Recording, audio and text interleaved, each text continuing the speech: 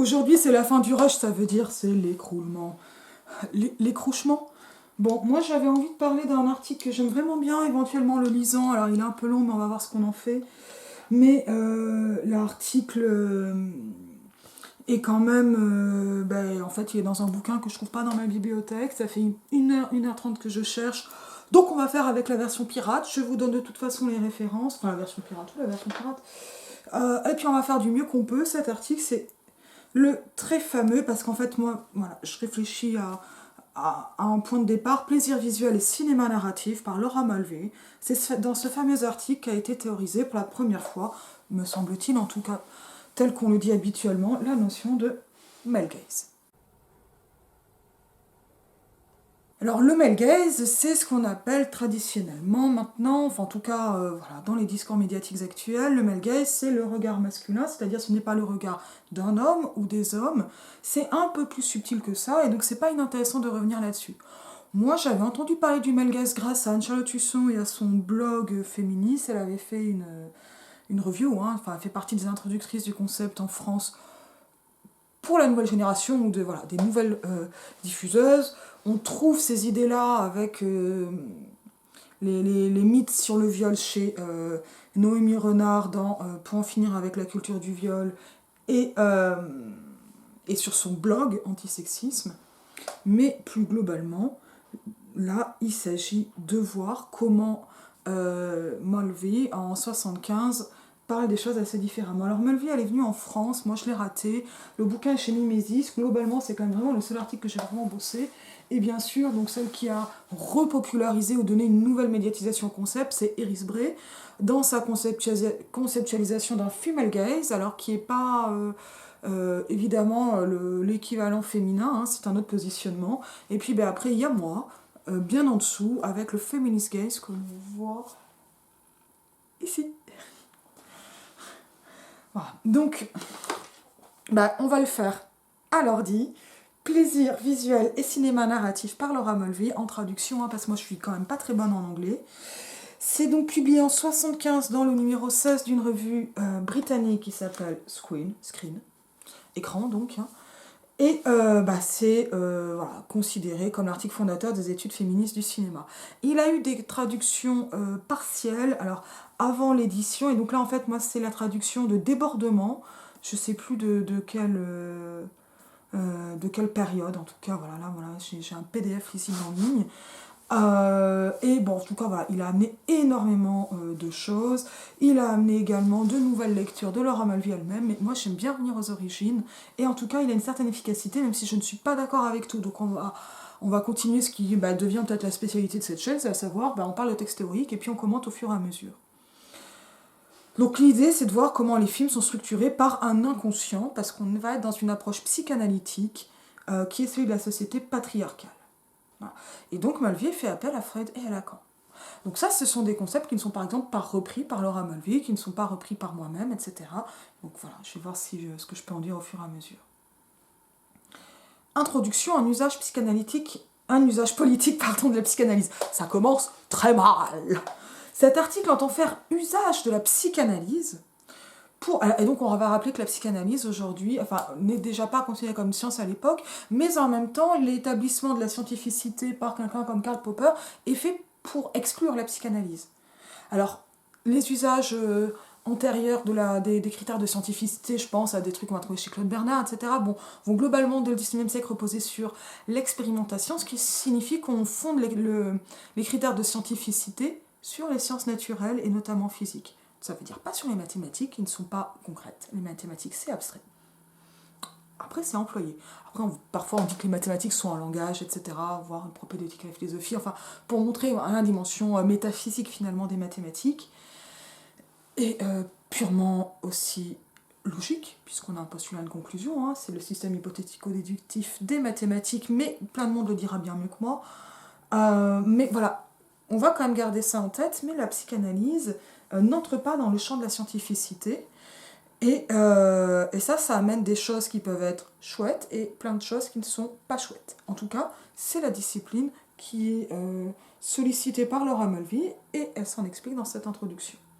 Cet article entend faire usage de la psychanalyse pour démontrer comment et jusqu'où la fascination pour les films peut être renforcée par des modèles préexistants de fascination déjà à l'œuvre à l'intérieur même du sujet. Sujet, c'est-à-dire personne, hein, globalement. Alors fascination, hein, étymologiquement, ça vient de phallus, hein, donc c'est quand même assez intéressant dans un article qui s'appuie sur la psychanalyse de voir, parce que la psychanalyse c'est quand même aussi on va dire une discipline, hein, un champ qui va beaucoup remotiver les étymologies, ce que à d'autres moments, ce qui contredit ce qu'à d'autres moments peut être résumé par l'axiome l'étymologie c'est ce que les mots ne veulent plus dire. On continue. Donc pour les films, peut être renforcés par des modèles préexistants de fascination déjà à l'œuvre à l'intérieur même du sujet, ainsi que par certains modèles sociaux. Commençons par le fait que le film reflète, révèle et joue même avec l'interprétation commune et socialement établie de la différence sexuelle. Alors, c'est là où on voit qu'elle est en psychanalyse et qu'elle n'est pas du tout dans un féminisme matérialiste. Ça, c'est pas inintéressant pour les cultural studies. Et moi, j'aimerais penser les cultural studies selon un point de vue matérialiste, et je pense que c'est possible.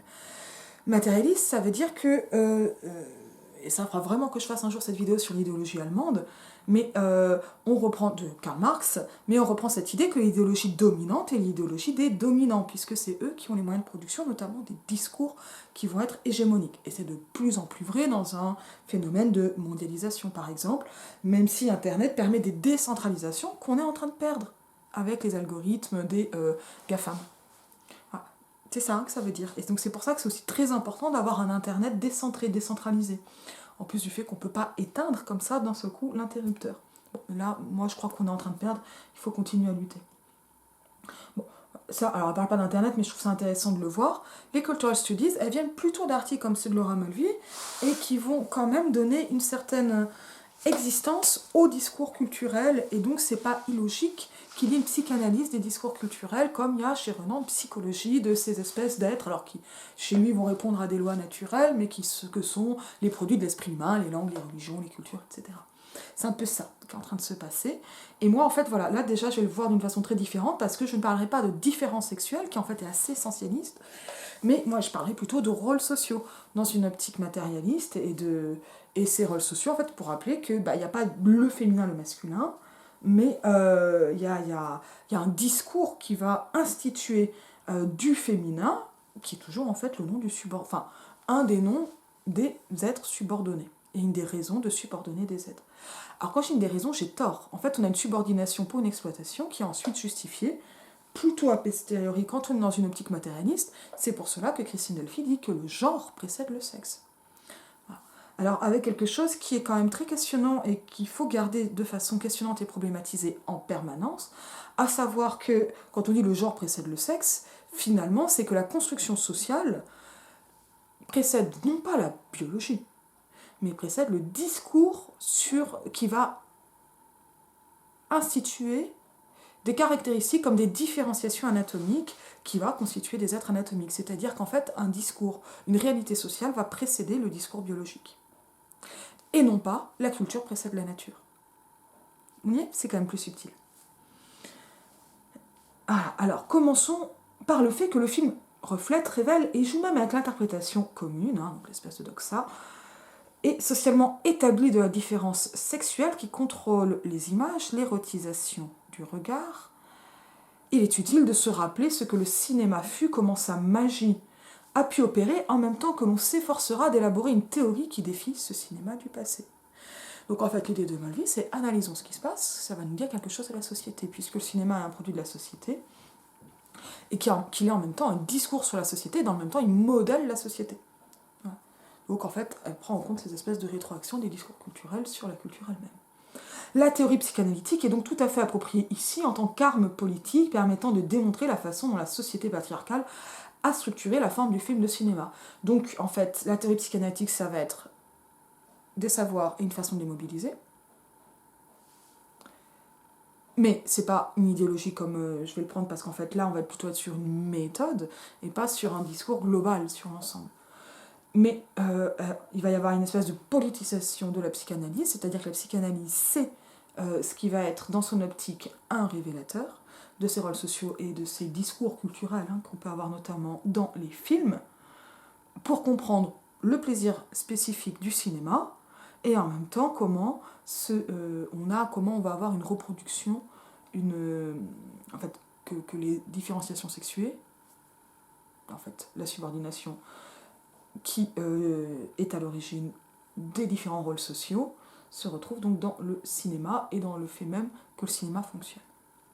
Le paradoxe du phallocentrisme, le phallocentrisme, ça c'est des mots qu'on n'utilise plus tellement, c'est très années 70, phallocentrisme c'est le phallus au centre, mais phallus ça veut pas dire la bite ou le pénis, c'est pas ça qui est intéressant, phallus c'est le symbole viril. En fait c'est le symbole du pouvoir, comme un sceptre est un symbole de royauté. Évidemment que je prends le sceptre comme exemple de baguette magique un peu amusante. Le paradoxe du phallocentrisme dans toutes ses manifestations est qu'il dépend de l'image de la femme castrée pour donner ordre et sens à son monde. Parce qu'en fait, c'est là où on voit qu'il y a quand même vraiment des liens. En fait, moi, c'est ça que je trouve vraiment toujours fascinant, c'est que même si je ne suis pas d'accord avec l'emploi psychanalytique, enfin de la psychanalyse, Malevy part immédiatement du fait qu'il n'y a pas de phallus, en fait, de symbole phallique, s'il n'y a pas en face une femme castrée. En fait, s'il n'y a pas rôles sociaux interdépendants entre dominant-dominé, en fait, exploiteur-exploité. Pour donner ordre et sens à son monde, la représentation communément admise de la femme fait d'elle la cible des attaques du système. Son absence de pénis fait du phallus une présence symbolique. Moi, je dirais plutôt l'inverse, mais bon. C'est son désir de compenser le manque qui signifie le phallus. Alors après, ça, c'est un peu la psychanalyse. Un article récent dans Screen évoquant la psychanalyse et le cinéma n'a pas suffisamment pointé l'importance de la représentation de la forme féminine, female form, dans l'ordre symbolique dans lequel il ne signifie en dernier ressort rien d'autre que la castration. Pour résumer brièvement, la fonction de la femme dans l'élaboration de l'inconscient patriarcal a deux objets. Elle symbolise d'abord la peur de la castration, donc là en fait elle renverse. C'est la mise en ordre qu'opère le féminisme.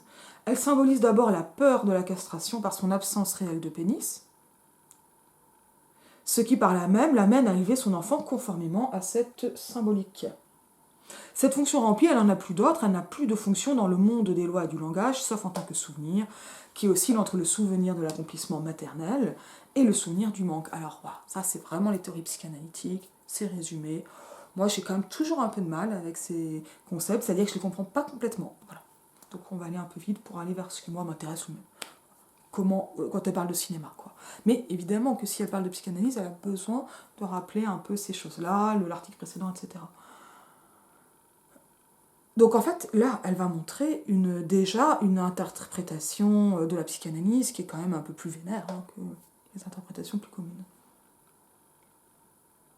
Un peu plus féministe que la misogynie psychanalytique. Le désir, alors les deux se basent sur la nature ou sur l'anatomie selon la célèbre phrase de Freud. Alors là, parce que là, il y a un truc sur la nature qui n'est pas du tout réglé là. Mais ça explique pourquoi la psychanalyse est possible. Parce que Freud est vraiment persuadé que la femme est définie par son vagin, quoi, et son utérus. Elle fait d'être un trou, un vide. Si j'ai bien compris. Le désir de la femme est assujetti à son image de porteuse de la blessure. Elle ne peut exister qu'en relation à la castration, sans pouvoir la transcender. Ça, c'est là où on arrive à la psychanalyse. Elle transforme son enfant en signifiant de son propre désir de posséder un pénis. Ah bah, les femmes font des enfants parce que comme elles n'ont pas de pénis, ça remplace le pénis. C'est ça en gros. Mais ça, c'est vraiment du Freud. En relation à la castration, sans pouvoir la transcender, parce qu'on sait les femmes sont immanentes, ça décolle pas, quoi. Elle transforme son enfant, on l'a eu, à la seule condition, pense-t-elle, qui lui permettrait dans l'ordre symbolique. En gros, c'est la vieille opposition entre créateur et procréateur, créateur et procréatrice, en fait. Avec ce truc un peu dingue, suis-je en train de me dire que si on a une telle symétrie, finalement, le fait même de contrôler la sexualité et la capacité reproductive, on va dire, pour faire vite des femmes, font que les mecs voudraient gagner, les mecs cis voudraient gagner sur tous les tableaux. Donc il n'y aurait pas de symétrie dans l'ordre d'un pouvoir, d'un côté un vrai pouvoir créateur, de l'autre un vrai pouvoir procréateur, donc un genre d'équivalence. Non, ça marche pas du tout, en fait, ça ne fonctionne pas comme ça. C'est la chose qui assiste l'exploitation. Soit elle doit se soumettre de bonne grâce à l'ordre du monde, le nom du père et de la loi, donc ça c'est ce qu'on appelle aussi le phallogocentrisme, à la suite de Derrida et de Cixous, soit se battre pour garder son enfant, ne serait-ce que dans la pénombre de l'imaginaire. La femme se positionne dans la culture patriarcale comme un signifiant pour le mal. Ça c'est une façon de dire, voilà, elle va avoir un sens pour... donc. globalement les hommes, hein, mâle, femelle, j'ai un peu de mal, mais en fait parce qu'elle est altérisée, hein, elle devient l'autre. Liée par un ordre symbolique dans lequel l'homme peut donner libre cours à ses fantasmes et ses obsessions à travers le langage. Ça c'est le pouvoir du logos, hein, c'est Adam qui nomme le monde, et qui désigne le monde, et qui écrit le code civil ensuite, hein, qui fait des femmes d'éternel mineur. En les imposant à l'image silencieuse de la femme encore et toujours enferrée dans sa place de porteuse de sens et non de créatrice de sens. En fait, elle est un symbole qui ne peut pas ni se créer ni s'interpréter d'elle-même, mais elle est juste là, un genre d'image. On se rappelle cette petite phrase fantastique hein, de Fénelon prêtée à Télémaque, ce que j'aimais chez Antiope, c'était son silence. Voilà. Qui montre que c'est une bonne épouse, hein, qui va donc épouser Antiope, parce que c'est très bien le silence des femmes. Et on se rappelle que les femmes ne sont pas plus bavardes, c'est en fait que la norme n'est pas la même pour les hommes et pour les femmes. Au niveau du travail de la conversation, je vous renvoie à cet article sur la répartition des tâches dans la conversation de Corinne Monet. C'est plutôt que quand les femmes parlent, elles sont dans la transgression de ce qui est la norme pour les femmes, à savoir fermer sa gueule. C'est pour ça que je me filme, il n'y a personne qui vient m'interrompre. Cette analyse revêt un intérêt évident pour les féministes. Une forme de beauté dans sa restitution de l'expérience de la frustration dans l'ordre phallocentrique. Bon, globalement, la théorie va bien parler des mecs, c'est ce qu'elle est en train de dire, elle ne dit pas qu'elle est d'accord avec la théorie. Elle dit que la théorie permet de révéler un ordre du monde, celui des hommes. Cela nous permet d'approcher les racines de notre oppression, parce que même si elle fait de la psychanalyse, qu'elle s'appuie sur la psychanalyse, elle cherche à être radicale, la racine. Cela nous amène au nœud du problème et nous confronte au défi ultime, comment combattre l'inconscient constitué de façon décisive à l'arrivée même du langage, tout en étant soumis au langage du patriarcat. Et là, on voit que Delphi n'a pas du tout la même position et que Wittig est intermédiaire et au-delà. À savoir, voilà, est-ce que le langage a une force en soi? Chez Wittig, oui, puisqu'il y a le cheval de Troie qui va fonctionner, mais ça fonctionne de biais, si on peut dire. Et Delphi, elle, c'est vraiment tout matérialiste, globalement. Mais voilà, il y en a une qui écrit de la littérature et pas l'autre, hein, par exemple. Et ça, il n'y a pas à dire, en fait, nos positionnements, c'est pour ça que la conclusion de mon essai est si pessimiste, et que je ne crois pas à l'emploi de la littérature, parce qu'en fait, je suis dans une espèce de porte-à-faux, qui est d'être profondément littéraire, d'aimer profondément lire, et d'écrire moi-même, et de voir en même temps à quel point tout cela est inutile. Voilà. C'est ça mon porte-à-faux, c'est un peu ça ma croix. Cela nous permet d'approcher les racines de notre oppression, cela nous amène au nœud du problème, et nous confronte ultime, etc., voilà, l'arrivée même du langage, tout en étant soumis au langage du patriarcat. Il nous est impossible de produire une alternative venant de nulle part. Comment faire? Ça, c'est la question de Drelord, ou plutôt la remarque de Drelord. Peut-on détruire la maison du maître avec les outils du maître? Je ne suis pas tout à fait d'accord avec l'impossibilité affirmée par Audre Lorde.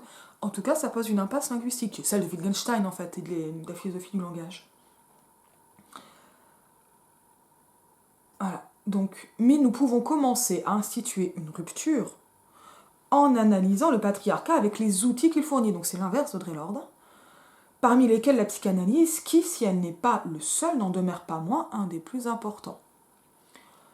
Il reste d'importants problèmes non résolus de l'inconscient féminin qui sont à peine pertinents dans la théorie phallocentrique, la sexualisation de la petite fille et son lien au symbolique, la femme ne souhaitant pas devenir mère, la maternité en dehors de la signification du phallus, le vagin. Mais malgré tout, la théorie psychanalytique peut au moins faire avancer notre compréhension du statu quo, de l'ordre patriarcal dans lequel nous sommes enfermés. Donc ça, c'est les postulats sur la psychanalyse. B. La destruction du plaisir comme arme radicale. Et en fait, c'est Sarah Ahmed, c'est les féministes comme rabat-joie. En tant que représentation avancée du système, le cinéma pose la question de la façon dont l'inconscient, modelé par l'ordre dominant, structure les façons de voir et le plaisir de voir. En fait, le plaisir viriliste, phallique. Le cinéma a changé depuis les dernières décennies, ce n'est plus le système monolithique basé sur un grand investissement d'argent symbolisé par le Hollywood des années 30, 40 et 50. Les avancées technologiques, 16 mm, etc., ont transformé les conditions économiques de la production cinématographique qui peut désormais être artisanale ou capitaliste. Ça, c'est le fait par exemple qui est la vidéo, on se rappelle les insoumises, etc. Chris Marker. De ce fait, Jean-Luc Godard. Chris Marker. Agnès Varda. Un cinéma alternatif a pu se développer, peu importe la façon dont Hollywood a pu se montrer conscient et ironique, on voit les essentialisations. il s'est toujours restreint à n'être qu'une mise en scène formelle, reflet du concept idéologique dominant du cinéma. Le cinéma alternatif fournit un espace pour un cinéma net qui est radical à la fois sur le plan politique et esthétique, et qui défie les suppositions des films grand public. Alors ça, c'est encore plus vrai avec le postmodernisme, mais c'est vrai que ce sont les prémices. Ce n'est pas pour rejeter ces derniers sur le plan moral, mais pour mettre en lumière le fait que dans leurs préoccupations formelles, ils reflètent les obsessions psychologiques de la société qui les ont produits. Et même pour mettre en évidence que le cinéma alternatif doit commencer spécifiquement par réagir contre ces obsessions et suppositions. Une avant-garde politique et esthétique est désormais possible, mais ne peut exister uniquement comme contrepoint. La magie du style hollywoodien, à son meilleur, et du cinéma, tout le monde sous sa sphère d'influence, a surgi pour une part importante de ces manipulations habiles et plaisantes du plaisir visuel. Sans concurrent, les films grand public ont codé l'érotisme selon le langage de l'ordre patriarcal dominant. Donc on va prendre la quintessence du patriarcat dans son cinéma. Dans le cinéma hautement développé d'Hollywood, c'était seulement à travers ces codes que le sujet aliéné, écartelé dans son imagination, par un sentiment de perte, par la terreur fantasmatique d'un éventuel manque, pouvait obtenir un peu de satisfaction, à travers la beauté formelle de ce cinéma et sa façon de jouer avec ses propres obsessions formatrices. Cet article traitera de l'entrelacement de ce plaisir érotique dans le film, de son sens et en particulier de la place centrale de l'image de la femme. On dit souvent qu'analyser le plaisir ou la beauté les détruisent. C'est le but de cet article. La satisfaction et le renforcement de l'ego, qui représente le propos essentiel de l'histoire du cinéma, doivent être attaqués. Non pas pour reconstruire un nouveau plaisir qui ne peut pas exister de façon abstraite, ni pour un déplaisir intellectualisé, mais pour faire place à une négation totale du confort et de la plénitude de la narration du film de fiction narrative. L'alternative est le frisson qui parcourt le corps quand on laisse le passé derrière soi sans le rejeter, en transcendant des formes dépassées ou oppressantes, ou en osant rompre avec les attentes normales et confortables dans le but de concevoir un nouveau langage de désir. On va faire table rase. Et ça, en fait, ça va répondre à pas mal de questions, finalement, qui m'ont été posées dans le séminaire de ma sœur, ou le cours de ma sœur, je ne sais plus le statut, dans lequel Yannick Chevalier m'a... J'adore Yannick. J'adore le boulot de Yannick, mais Yannick Chevalier est vraiment quelqu'un que j'aime beaucoup. J'étais ravie d'être invitée dans son séminaire de master, on va dire, genre, je voulais l'intituler exact, à Lyon 2. Et ces étudiantes formidables m'ont posé plein de questions sur mon bouquin, et plein de questions qui étaient là un peu pour chambouler, et Yannick aussi. Notamment, voilà, celle-ci qui fait que je fais cette vidéo aujourd'hui, en fait, pour répondre et ne pas répondre, être à côté et un peu là, qui était, en fait, quand je regarde Masculin-Féminin de Jean-Luc Godard, moi je rigole, je paraphrase de mémoire, ou en tout cas, je n'arrive pas à croire que c'est masculiniste. Et moi j'ai répondu Geneviève Cellier, le genre à l'écran, et voilà, et toute cette question donc, du cinéma populaire, et surtout dans ce cas-là du cinéma nouvelle vague. Et moi je crois qu'il y a vraiment quelque chose qui a changé, et qui est exactement ça, qui est en fait cette destruction du plaisir et de la beauté. Et qui fait qu'il y a un avant-après, du fait, même pas d'avoir lu Laura Mulvey, mais qu'on ne peut plus ne pas voir. J'en avais parlé il y a très longtemps dans une vidéo, je ne sais même plus laquelle, pour dire que ce qui se passe aujourd'hui, c'est pas de la cancel culture, c'est qu'on est en train de bouger les lignes éthiques de ce qui est faisable, dissible, et de ce qui ne l'est plus. Et que quelqu'un comme Polanski, c'est vraiment les manifestations publiques et médiatiques de quelqu'un comme Polanski ou comme Bertrand Cantat nous sont vraiment des lieux, ce qui se passe avec Stéphane Plaza, etc., qui montrent où on fait bouger les lignes de ce qui est éthique, c'est-à-dire de ce qui est acceptable, tolérable et qui ne l'est plus. Donc si les féministes vous emmerdent, c'est normal, c'est parce que c'est fait exprès.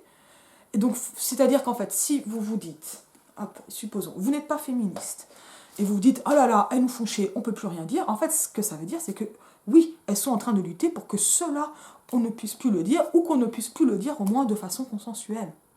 C'est effectivement fait pour détruire le plaisir de la beauté. Mais quelle est cette beauté, exactement? Que signifie cette beauté et quels sont ses effets?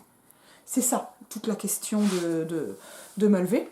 et tout ce qui est en train de faire Mulvey. Et donc, c'est pas forcément canceller absolument tout, et c'est pas non plus dire qu'on va enlever toute beauté. Mais dans les faits, oui, on détruit les idoles. Mais c'est bien de détruire les idoles. C'est quoi cette société à idoles?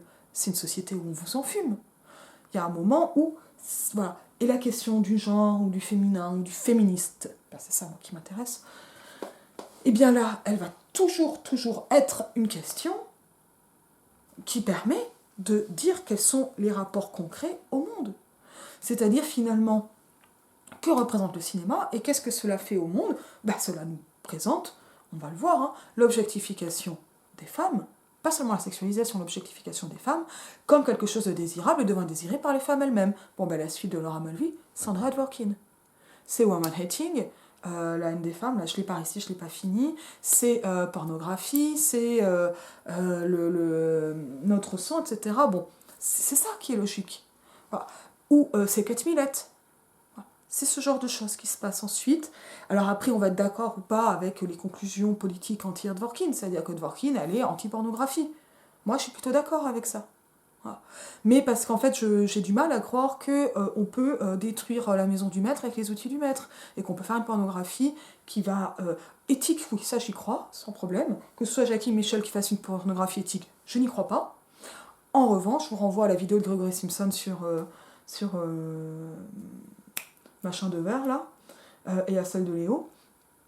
En revanche, ce qui me paraît absolument certain, c'est qu'on va avoir du mal à trouver de nouveaux désirs.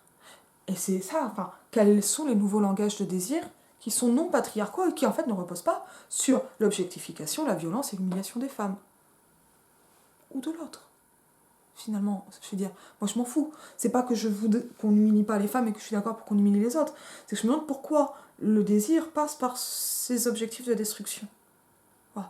Et je crois que ce qu'on montre en fait, c'est comment cette beauté est une fausse beauté et qu'elle est très exactement, et que Baudelaire en était très conscient, cette beauté qui est un rêve de pierre, qui est absolument mortifère. Et qui n'est pas seulement mortifère parce qu'elle est fixe, mais qui est mortifère parce qu'elle détruit. Voilà. Et donc là, je renvoie aussi à Naomi Wolf, le mythe de la beauté, etc. J'ai fait une vidéo là-dessus. Le plaisir de regarder / la fascination pour la forme humaine. C'est le grand 2. Ah, le cinéma offre un certain nombre de plaisirs possibles. L'un d'eux est la scopophilie. Il existe des circonstances dans lesquelles le fait de regarder est en lui-même une source de plaisir, tout comme à l'inverse, il y a un plaisir à être vu. À l'origine, dans ses 3 essais sur la sexualité, Freud a fait de la scopophilie une des pulsions constitutives de la sexualité qui se manifeste comme émotion de façon tout à fait indépendante des zones érogènes. Il a défini la scopophilie comme le fait de s'emparer des individus comme objet de plaisir. Et là, l'objectification. Ici, c'est une objectification spécifique, celle qui est la sexualisation. Et de les soumettre à un regard scrutateur et contrôlant, qui enferme.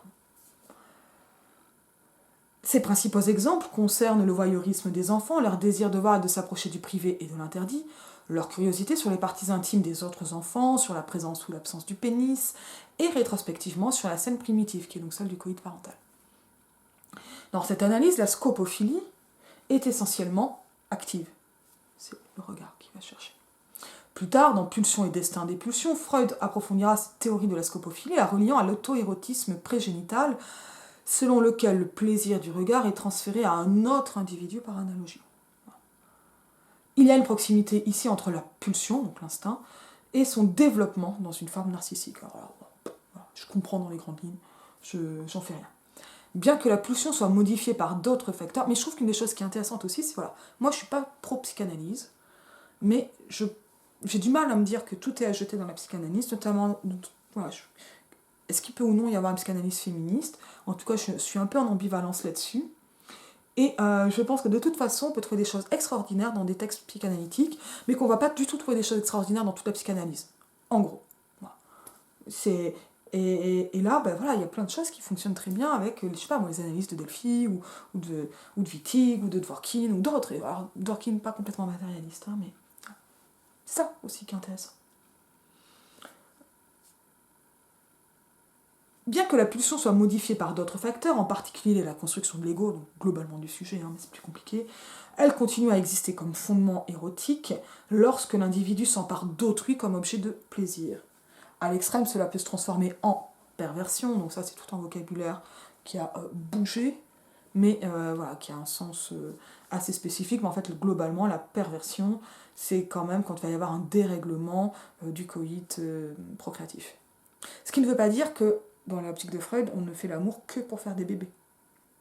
Mais voilà, il va y aussi avoir donnant naissance à des voyeurs obsessionnels dont la satisfaction sexuelle, c'est un exemple, les voyeurs obsessionnels, dont la satisfaction sexuelle ne peut venir que de l'observation, de l'objectivation et du contrôle d'autrui.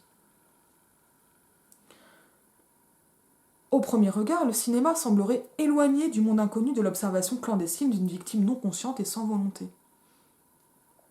Car ce qui est vu à l'écran, liaison dangereuse, est volontairement montré. Mais la masse de films grand public et les conventions à l'intérieur desquelles ils ont consciemment évolué dessinent un monde hermétique et inamovible, se défilant de façon magique, indifférent à la présence du public, reproduisant un sentiment de séparation et jouant avec leurs fantasmes de voyeurs. De plus, l'extrême contraste entre l'obscurité de la salle, qui isole aussi les spectateurs les uns des autres, puisqu'on est dans le noir, on ne se voit pas, et la luminosité des formes et des lumières se mouvant sur l'écran contribue à donner l'illusion d'une séparation permettant le voyeurisme. Bien que le film soit montré pour être vu, les conditions de projection et les usages narratifs donnent au spectateur l'illusion d'observer un monde privé. Parmi d'autres choses, la place du spectateur au cinéma réprime de manière flagrante ses tendances exhibitionnistes et lui permet de projeter leur donc son désir refoulé, leur désir refoulé sur les acteurs. Là, il y a un petit problème. Donc finalement, le dispositif même de la salle de cinéma est voyeuriste ou scopophile.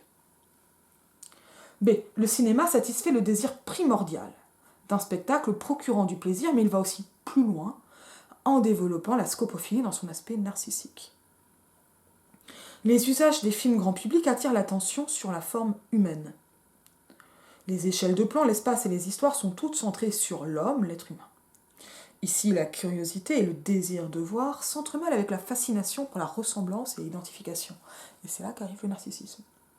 Le visage humain, son corps, la relation entre l'être humain et son milieu, la présence visible du personnage dans le monde.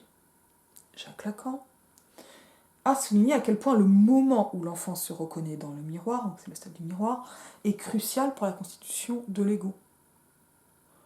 Plusieurs aspects de cette analyse sont ici tout à fait pertinents. Le stade du miroir survient lorsque les ambitions physiques de l'enfant dépassent ses capacités motrices. Il est dépassé par lui-même. Et procurent à l'enfant une joie de reconnaître son reflet en imaginant que l'image de son unité corporelle est plus complète et plus parfaite que ce qu'il expérimente de son propre corps.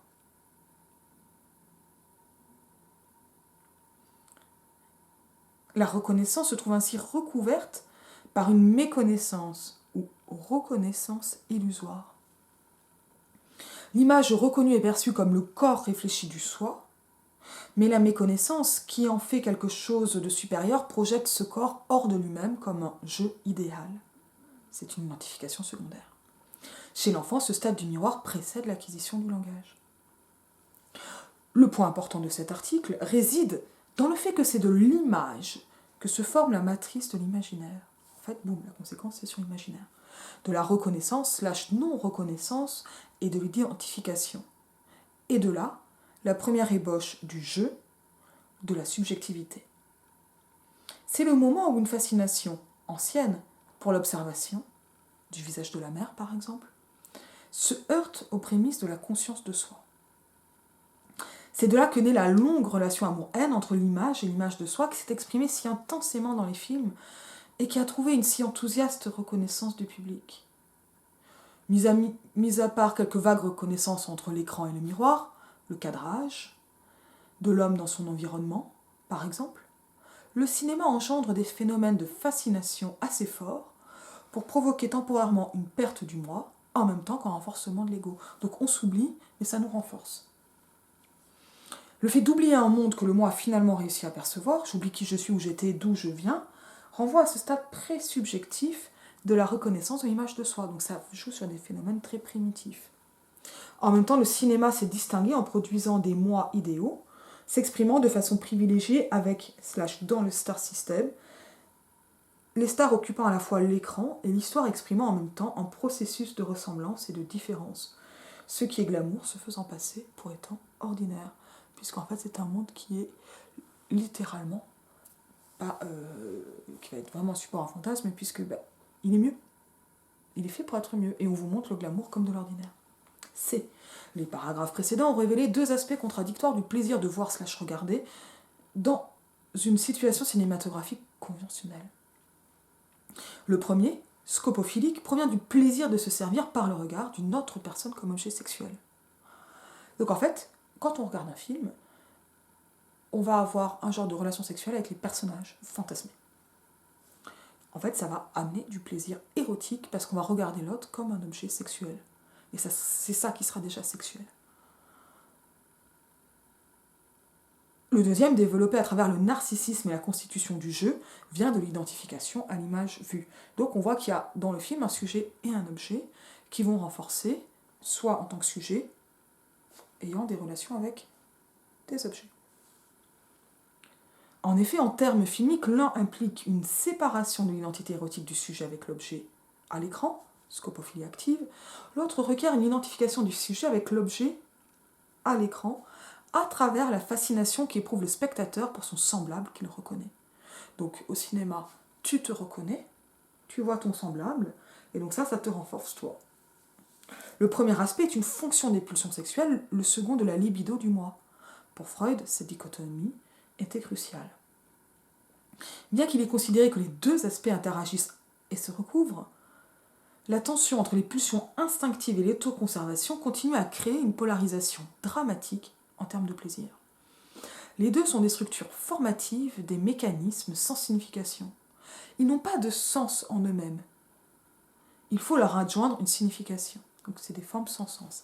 Moi, je ne crois pas que ça existe des formes sans sens, par exemple. Les deux, moi je trouve que cette relation, c'est déjà une relation de pouvoir, par exemple.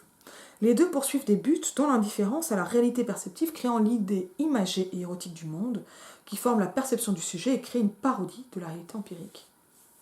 Tout au long de son histoire, le cinéma semble avoir développé une illusion de réalité particulière, dans laquelle la contradiction entre libido et ego a trouvé un monde fantasmatique joliment complémentaire. Alors que moi, ce que je vais voir, c'est actif-passif, etc. En réalité, ce monde fantasmatique, et en fait, c'est pas actif-passif qui me pose problème, c'est exploiteur-exploité, ce qui recouvre pas actif-passif, en fait.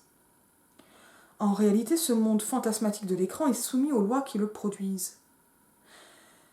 Les pulsions sexuelles et les processus d'identification ont une signification à l'intérieur même de l'ordre symbolique qui articule le désir. Le désir naît continuellement le désir né avec le langage, autorise à dépasser le pulsionnel et l'imaginaire, mais son point de référence renvoie continuellement au moment traumatique de la naissance. Là, je comprends plus rien. Alors, je comprends ce que ça veut dire, mais j'en fais rien, moi. Le complexe de la castration, ainsi, plaisant du point de vue de la forme, le regard peut être menaçant dans son contenu, et c'est la femme en tant que représentation image qui concrétise ce paradoxe. En fait, elle va redévelopper, c'est ça que ça va me réintéresser.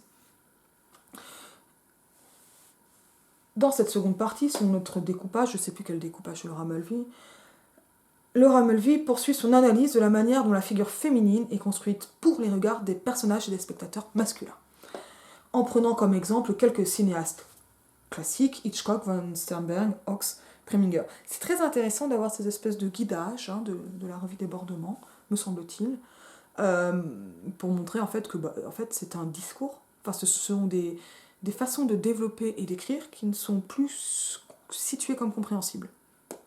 Il y a quelque chose de dépassé. Et en fait, c'est étrange parce que ça peut être dépassé par trop de simplisme, mais là, c'est déplacé par trop de complexité et par obsolescence du domaine de référence, qui est la psychanalyse. Sont notamment développés les rapports du corps, sexuel-espace, ainsi que ses fonctions dans la narration. Donc 3, la femme comme image, l'homme comme vecteur du regard. Dans un monde construit sur l'inégalité sexuelle, le plaisir de regarder a été divisé entre l'actif masculin et le passif féminin. Parce que ça, ce recoupement, il est relatif. Le regard déterminant du masculin projette ses fantasmes sur la figure féminine, la modelant en conséquence. Dans leur rôle traditionnellement exhibitionniste, les femmes sont à la fois regardées et exposées. Leur apparence étant construite pour provoquer un fort impact visuel et érotique qui est en soi un appel au regard. La femme exposée comme objet sexuel est ainsi le motif récurrent du spectacle érotique. Des pin-up au striptease, de Ziegfeld à Busby Berkeley, elle capte le regard, là je vois pas quels sont les refs, elle capte le regard, joue pour lui et signifie le désir masculin. Alors ça, c'est pas de tout temps, de tout âge. Alors je vais aussi envoyer un ami Wolf sur le mythe de la beauté à cette vidéo. Mais la beauté est vraiment devenue une norme de façon beaucoup plus aiguë, justement avec l'apparition du cinéma. Et parce que, en fait, le mythe du mariage romantique a pris devant la libération sexuelle, etc. Enfin, c'est un nouveau corset, en gros, mais qui a des valeurs absolument... Alors, il naît au 19e, le mythe de la beauté féminine, et il se renforce de plus en plus. Ça ne fait pas du bien, TikTok, hein. Mais c'est pas ça, en vrai, la raison. C'est pas les... En fait, c'est... Des trucs comme Insta ou TikTok, ça entérine et ça renforce ça. Mais ça vient aussi sur un déplacement des modalités de l'oppression des femmes. Ce qui fait qu'on peut avoir l'impression d'une relative égalité. Et qu'il y a quand même, on a quand même gagné en marge de manœuvre et en confort dans un pays comme la France, par rapport au 19e siècle.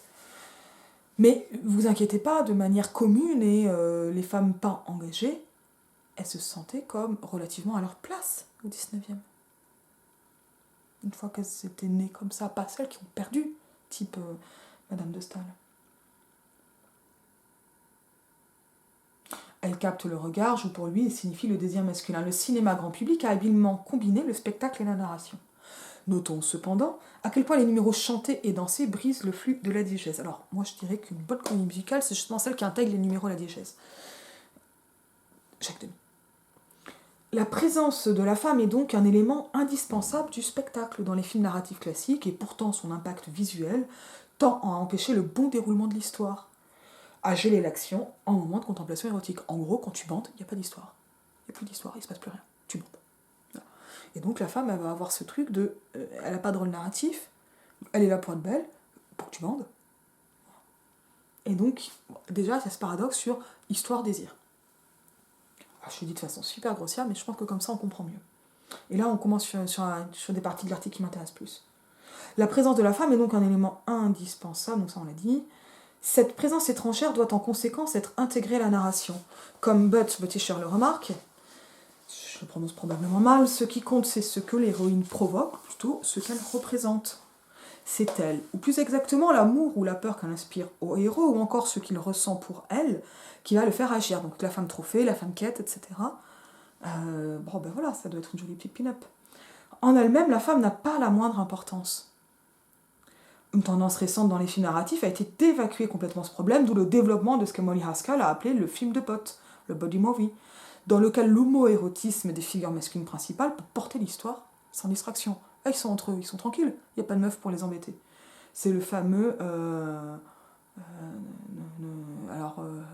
les no war, je sais plus quoi, etc. Enfin, il y a plein d'expressions en anglais comme en français là-dessus, mais là, je les ai toutes perdues. Traditionnellement, le rôle de la femme exposée a fonctionné sur deux niveaux. En tant qu'objet érotique pour les personnages dans le film, et en tant qu'objet érotique pour le spectateur dans la salle. Elle est sexy pour le héros, elle est sexy pour le spectateur. C'est pour ça que vous avez du regard caméra. Enfin, pas du regard caméra, la caméra c'est le regard face cam.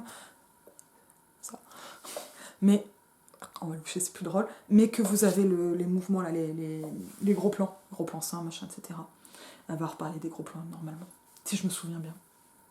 L'espace d'un instant, l'impact sexuel du jeu de la femme entraîne le film dans un no man's land narratif et visuel. On regarde les seins, on n'a pas le droit de raconter l'histoire. Hors de son propre espace-temps. Il en va ainsi et c'est la fameuse beauté qui fige, de Baudelaire, c'est aussi ça. Il en va ainsi lors de la première apparition de Marilyn Monroe dans Rivière sans retour, ou lors des chansons de Lauren Bacall dans Le port de l'angoisse.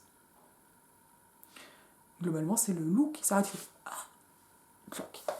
Et on se rappelle pourquoi le loup dans Le petit chaperon rouge de sa cartoon, qui est la caricature du cinéma, sa cartoon. C'est ça qui est intéressant, notamment dans ceux qui parodient comme ça les films plus pour adultes qui ne s'adressent pas complètement à la jeunesse. on voit bien que c'est un numéro de la pin-up dont j'ai oublié le nom, et que en fait, le loup est fasciné. Voilà. Et donc il se passe rien d'autre, et ça va même attirer l'histoire, et ça devient l'histoire. De façon similaire, les gros plans conventionnels sur les jambes, Dietrich par exemple, ou sur le visage, Gerbeau, intègrent à la narration un mode différent d'érotisme. Un fragment de corps détruit l'espace de la renaissance, l'illusion de profondeur exigée par l'histoire. Ça peut plus être une personne, puisque c'est un petit bout, c'est le focus. Comme quand vous êtes en train de scotcher. Oh, ils sont gros, c'est ça. C'est ça, c'est en train de dire. Oh là là, c'est un cul. Cela confère alors à l'image une planéité. Elle devient plate. Les propriétés d'une silhouette ou d'une icône plutôt que les qualités d'un espace vraisemblable. C'est ça qui va déréaliser, en fait, aussi le personnage féminin, et on va oublier que c'est une femme. Elle devient une image, un support de fantasme. B. La division hétérosexuelle du travail, en fonction du modèle actif-passif, a contrôlé de façon similaire la structure narrative. Selon les principes de l'idéologie dominante et des structures psychiques qui la soutiennent, on voit qu'il y a un peu de Marx quand même, la figure masculine ne peut pas porter le fardeau de la réification sexuelle. L'homme est réticent à observer l'exhibitionnisme de ses semblables. Ils ne veulent pas voir des mecs à poil. Ça, c'est que pour les matchs de rugby. Vous voyez ? Parfois de foot. Ce qui explique que la scission entre le spectacle, le vu, et la narration, le raconté, confirme le rôle actif de l'homme dans la progression de l'histoire. Il est celui par qui les choses arrivent. L'homme contrôle la dimension fantasmatique du film et apparaît en outre comme le représentant du pouvoir. Donc, il contrôle les fantasmes, il contrôle le pouvoir en tant que relais du regard du spectateur. Ça, c'est très important. C'est-à-dire que le mec, il va regarder, et donc ça vous dit, le regard, c'est le désir. Il va se passer par un regard qui est contrôlant, et comme on va avoir un personnage de mec qui regarde la nana, le spectateur s'identifie à ce personnage de mec qui regarde, et donc ils regardent ensemble, en se tapant l'épaule en quelque sorte, en forme de métalepse. Par-delà le seuil, finalement, la solidarité masculine, elle se fait ainsi entre un personnage masculin et le public masculin, le spectateur masculin. On y est ? C'est dur, hein ? C'est dur aussi parce qu'on n'a pas envie de le prendre dans la gueule. Il fait passer celui-ci derrière l'écran afin de neutraliser la tendance à rompre le flux diégétique de la femme spectacle. Une femme comme spectacle. Ceci est permis par les processus mis en place pour structurer le film autour d'un personnage principal actif, le héros, le protagoniste, auquel le spectateur peut s'identifier.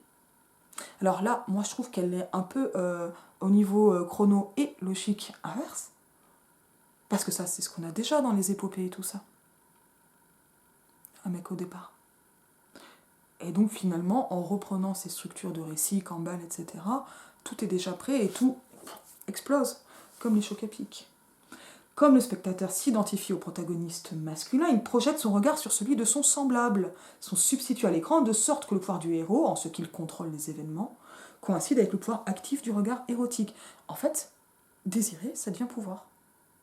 Pouvoir en général, avoir du pouvoir. Pouvoir baiser, pouvoir être là, pouvoir contrôler, etc. Les deux offrant la satisfaction du sentiment d'omnipotence.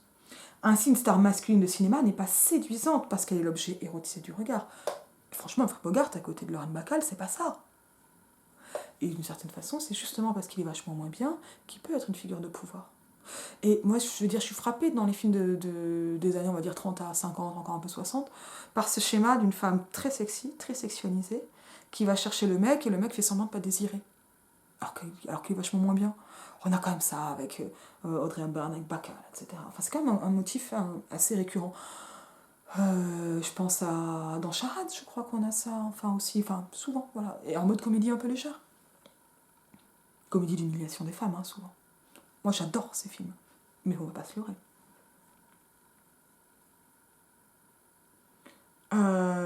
Tac.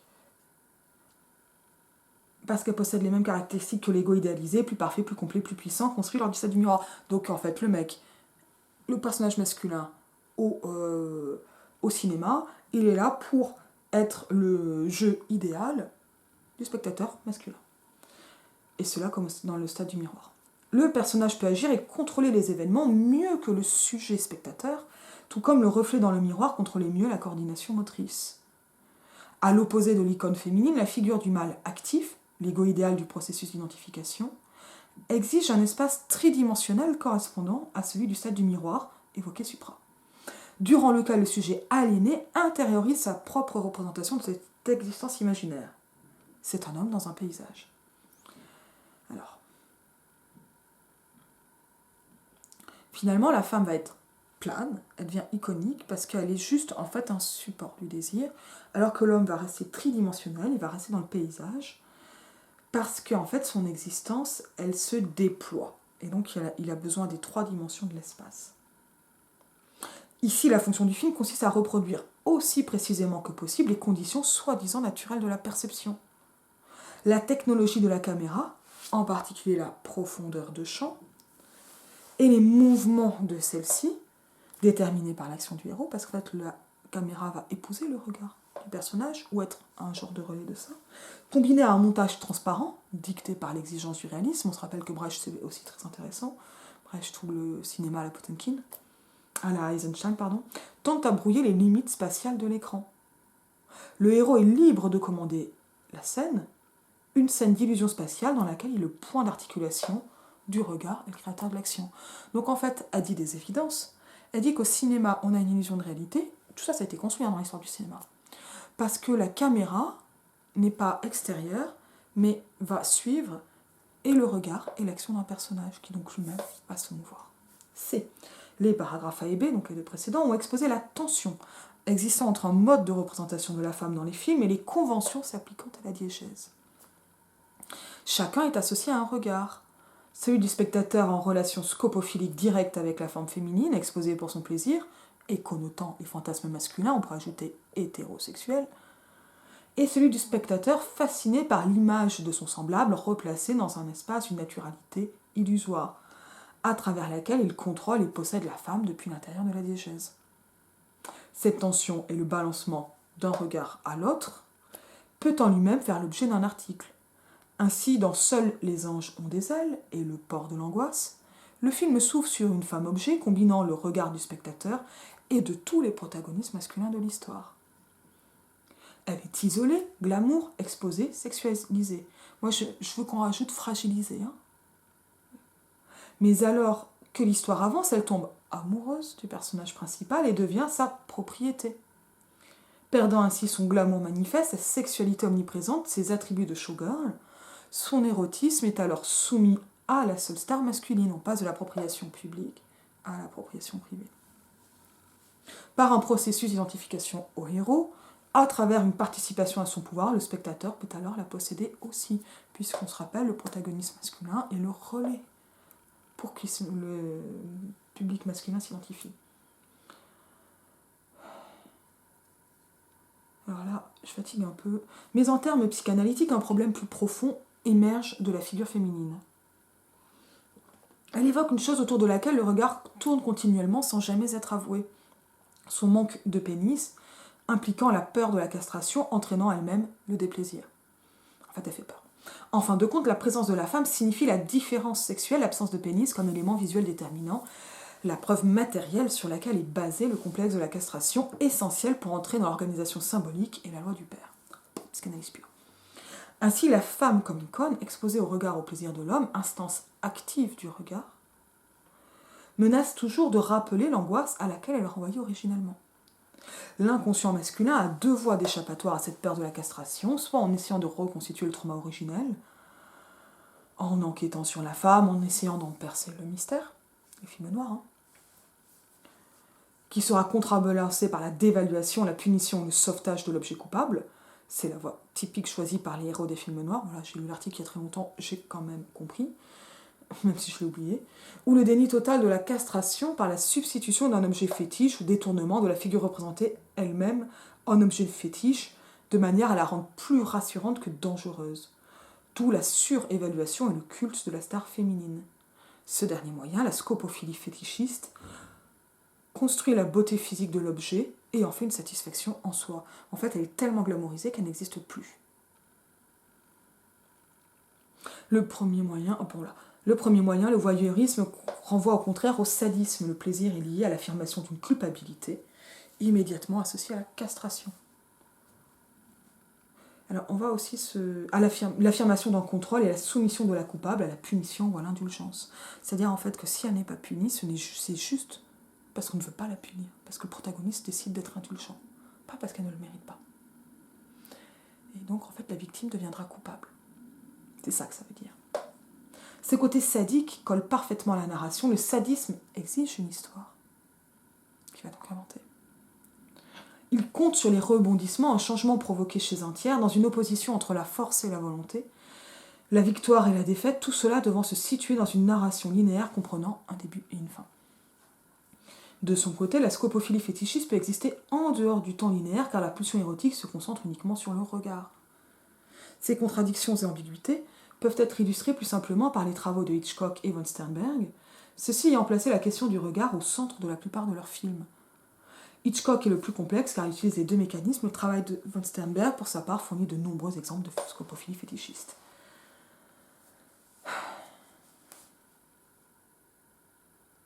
Alors elle va développer vraiment sur Hitchcock et von Sternberg.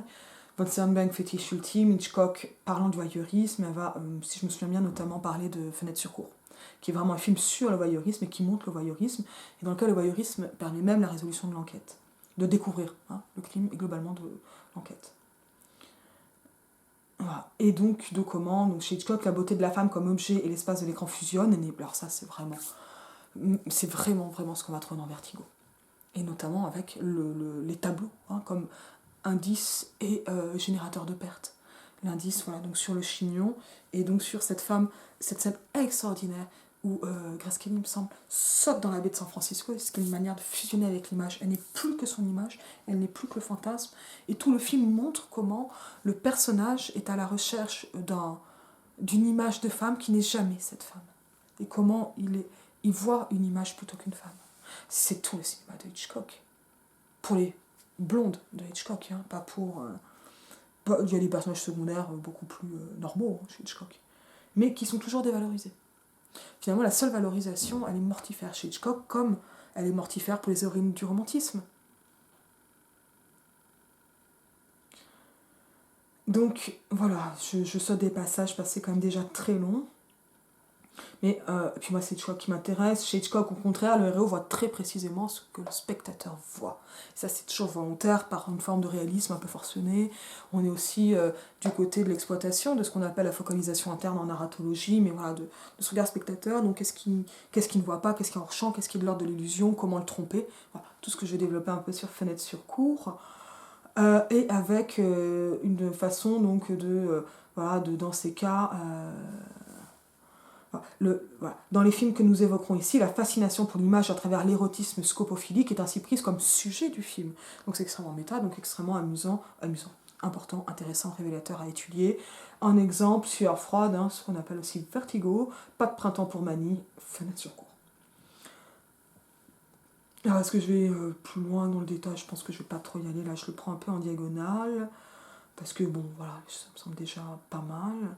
Mais on voit que là, il n'y a pas de male gaze pour le moment. Par contre, on a vraiment cette obsession pour les images, donc voilà, notamment dans Vertigo, caméra subjective prédominante, etc. Enfin. Mais il y a quand même des exceptions, quand même souvent, qui permettent d'avoir une histoire. Conclusion. Il nous semble donc pertinent d'avoir utilisé dans cet article la psychanalyse pour étudier le plaisir et le déplaisir à l'œuvre dans les films narratifs traditionnels. La pulsion scopophilique, le plaisir de regarder quelqu'un en tant qu'objet érotique. Et on va se rappeler que l'inverse n'est pas possible. Exemple, Méduse. Ça tue, donc faut la tuer. Et d'autre part, la libido de l'ego, formant les processus d'identification. Ça me rappelle ce garçon qui me disait, c'est juste ton regard. Bah, il mentait pas. Ah, ma vie de Méduse. Moi, quand je me sens Méduse, je me sens plutôt flottante, telle la pieuvre dans la mer. Donc, la pulsion scopophilique, le plaisir de regarder quelqu'un en tant qu'objet érotique, et d'autre part, la libido de l'ego, formant les processus d'identification, agissent comme des formations, des mécanismes avec lesquels le cinéma a joué. L'image de la femme comme matière première, passive, du regard masculin, pousse le raisonnement un cran plus loin, dans la structure de la représentation, ajoutant la couche supplémentaire exigée par l'idéologie patriarcale, telle qu'elle est à l'œuvre dans sa forme privilégiée au cinéma. Le film narratif construit sur l'illusion. Donc ça, c'est le besoin de réalisme cinématographique hollywoodien. On se rappelle, rien que ça, c'est de droite. Oui, j'ai choqué plein de gens en disant ça. On pourra en reparler. L'argument renvoie de nouveau à la psychanalyse, puisque la femme en tant que représentation signifie la castration, induisant des mécanismes voyeuristes ou fétichistes visant à en contourner la menace. Aucune de ces couches interagissantes ne sont propres au film, mais c'est seulement au sein d'un film qu'elles peuvent atteindre une contradiction, belle et parfaite, grâce à la possibilité qu'a le cinéma de varier l'intensité du regard. C'est la place du regard, la possibilité de le faire varier, de l'exposer, qui définit le cinéma. Alors moi je dirais qui définit les possibilités du cinéma. C'est ce qui différencie le potentiel voyeuriste du cinéma, du striptease, théâtre et autres spectacles. Allant au-delà de la simple exposition d'une belle femme, le cinéma construit la façon dont elle sera regardée à l'intérieur du spectacle lui-même.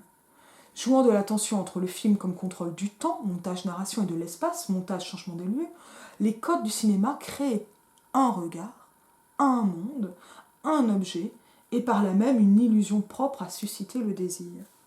Ce sont précisément ces codes et leur influence sur les structures formatives externes qui doivent être brisées avant même de vouloir défier les films grand public et le plaisir qu'ils procurent. Nous pouvons briser pour commencer et conclure notre propos le regard voyeuriste et scopophilique, car c'est un des points cruciaux du plaisir filmique. 3 types de regards sont généralement associés au cinéma, celui de la caméra, qui enregistre les événements filmiques, celui du public qui regarde le produit fini et ce que se portent entre eux les personnages dans l'écran. Les règles du film narratif dénient les 2 premiers et les subordonnent au 3e. Le but conscient étant toujours d'éliminer la présence intrusive de la caméra et d'empêcher une prise de conscience distanciatrice de la part du public. Alors, pour se rappel, le théâtre épique de Brecht, c'est un théâtre qui est fondé sur ce qu'il appelle le Verfremdungseffekt, c'est-à-dire l'effet de distanciation. Ce sont les choses que reprendront notamment Eisenstein dans son cinéma, c'est-à-dire qu'on va couper le fil de l'immersion, le fil de la diégèse, pour se dire, allez, hop, on réfléchit. Dans chez Brecht, c'est assez didactique, c'est ironique, etc. Et c'est là que ça fonctionne. Et c'est par exemple ce que fait Spingora dans Le Consentement. Et tant d'autres. Les effets de rupture qui cassent cette immersion, et cette immersion, elle peut être théorique. Sans ces 2 absences, l'existence matérielle du processus d'enregistrement, la lecture critique du spectateur, en fait, c'est-à-dire l'illusion référentielle, l'illusion qu'on est dedans. La fiction dramatique ne peut atteindre la réalité, l'évidence et la vérité. Donc en fait, il faut cacher le fait qu'on enregistre, sauf dans les found footage qui vont jouer sur cet effet-là, mais c'est un cas particulier. Et donc il faut cacher, occulter, voire empêcher la lecture critique du spectateur. Ça veut dire qu'en sortant du film, pourquoi on parle plus de est-ce que c'était moral, est-ce qu'il est gentil, est-ce qu'il est méchant, et plus de comment c'est tourné? Parce que le cinéma nous porte à ne pas avoir ce regard critique sur l'esthétique elle-même, mais à rester au niveau des diégèses, au niveau des histoires racontées ou représentées. Néanmoins, comme cet article l'a démontré, la structure du regard dans la fiction narrative contient une contradiction dans ses propres prémices. L'image féminine comme menace de castration, mais constamment en danger, l'unité de la diégèse, et fait éclater le monde de l'illusion par son aspect intrusif, statique et unidimensionnel de fétiche. En gros, la femme prend toujours le risque d'être méduse. Ainsi, les 2 regards matériellement présents dans le temps et l'espace sont subordonnés de façon névrotique aux besoins de l'ego masculin. La caméra devient la machine à produire l'illusion d'un espace perspectif des mouvements compatibles avec l'œil humain. Elle vous fait croire que vous y êtes. Une idéologie de la représentation axée sur la perception du sujet. Le regard de la caméra est dénié dans le but de créer un monde convaincant dans lequel le substitut du spectateur peut jouer avec vraisemblance. En même temps, le regard du public est démenti intrinsèquement. Dès que la représentation fétichiste de la femme menace de rompre le charme de l'illusion, et que l'image érotique apparaît directement à l'écran, sans médiation, la fétichisation, qui dissimule en réalité la peur de la castration, glace le regard, immobilise le spectateur et l'empêche de rompre toute distance avec l'image qu'il a devant lui. En gros, finalement, c'est là, elle pense, Mulvey pense qu'on peut détruire la maison du maître avec les outils du maître, en fait, par la fétichisation médusante. Cette interaction complexe des regards est spécifique au film. La première attaque contre l'accumulation monolithique des règles des films traditionnels, déjà contrées par les réalisateurs radicaux, consiste à libérer le regard de la caméra dans sa matérialité temporelle et spatiale, et celui du public dans son détachement passionné et dialectique. Par exemple, les insoumises des caméras collectives, la caméra qui bouge d'ouvrière à ouvrière, et on va être dans le groupe, et pas suivant un individu. Nous ne doutons pas que cela détruira la satisfaction, le plaisir et le privilège de l'invité invisible, et que cela mettra en lumière la façon dont le cinéma a toujours défendu des mécanismes voyeuristes actifs passifs. Les femmes, dont l'image a été constamment volée et utilisée dans ce but, ne peuvent pas voir le déclin des films traditionnels sans éprouver autre chose que de simples regrets. Je ne sais pas pourquoi on ne parle pas de joie et de jubilation dans ce cas-là. Jubilation sur les prochains films. Voilà un peu ce qu'est le male gaze, et peut-être que là, alors, je trouve très intéressant de voir comment les outils d'analyse sont périmés, mais ne contredisent pas, à mon avis, comme le montre de toute façon l'apparition du livre d'Iris Bray, ce moment-là. Et en fait, finalement, Mulvey ensuite, Bray ensuite, enfin Mulvey d'abord, Bray ensuite, moi peut-être maintenant, et le dialogue normalement s'élargit, et je suis très très loin d'être la seule. La question, c'est vraiment l'articulation entre l'individualisme qui transparaît dans les histoires et ce qui est de l'ordre du collectif d'une idéologie. Et avec toute cette difficulté que les idéologies peuvent être individualistes, notamment c'est le cas dans ce que Mulvey ici, dans ce qui se trouve être ce male gaze, ce spectateur masculin, dans la salle, et Mel Gaze lui-même n'a pas l'air d'apparaître vraiment dans l'article, je crois qu'il apparaît quand même 1 ou 2 fois, dans la version anglaise.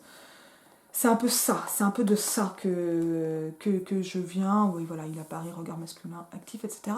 Mais ce regard masculin, on le voit, il n'est pas juste le regard qui va constituer l'image, il est ce regard qui se déplace, qui constitue, et il est à la fois celui du personnage et du spectateur. En fait, il est en fait la façon dont ça va être écrit pour le plaisir du spectateur, enfin tourné et donc écrit pour moi en littérature avec toutes les questions que pose une transposition du cinéma à la littérature. J'ai un peu envie de développer, mais en fait là j'ai moins envie. Je trouve que Mulvey c'est vraiment intéressant pour toutes ces raisons-là, et aussi avec, bon là je reviens pas sur ce qu'elle dit elle-même quand elle revient sur ce qu'elle fait, etc., de tout ce qui se passe. Voilà, en tout cas, c'est vraiment des choses qui m'intéressent vraiment énormément. Et je vous dis à bientôt.